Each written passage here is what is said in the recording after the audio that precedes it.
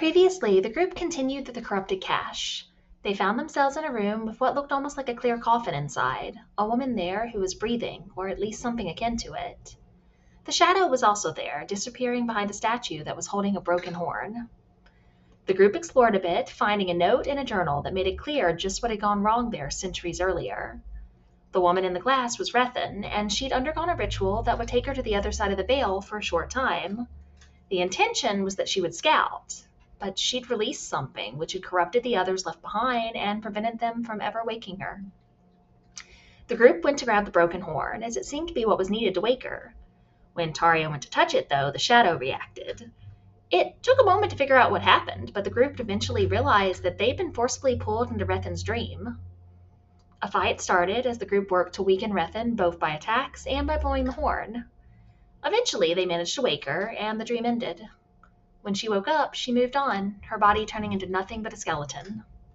Taria then cast gentle repose on her to prevent her body from being used against them. Rylid, to the shock of no one, despite them only knowing him for a few hours, pocketed the horn. The group then moved on to the next room, which was an alchemist's workshop. There were 3 statues there that put a logic puzzle in front of the group, and they had to narrow down the recipe that they needed to follow. Eventually, they figured it out and were able to make what was needed to move on.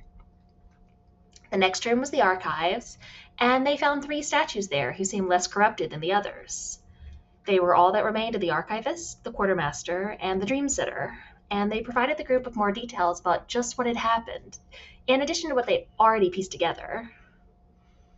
The statues explained that the Wanting would be waiting for the group in the deepest level. All that stood between them and it was the stonemason, who was corrupted so they shouldn't trust him. They also told them that once they defeated the Wanting, the group would inherit their debt, implying that they would take on a fair bit of power in the aftermath, but also become more corrupted themselves by the Shadowspawn essence that they took in. The statues offered the group their flames for help during the upcoming fight. They didn't know what would happen to them once they gave up those flames, as they wouldn't be in the statues anymore. Yuri, Taria, and Sean took the flames, and therefore were each given a boon. The group then headed for the door. They saw a crystalline pool in the center of the room, surrounded by either statues or people who'd been turned to stone. Standing in the center of it was a man made of stone who was larger than life.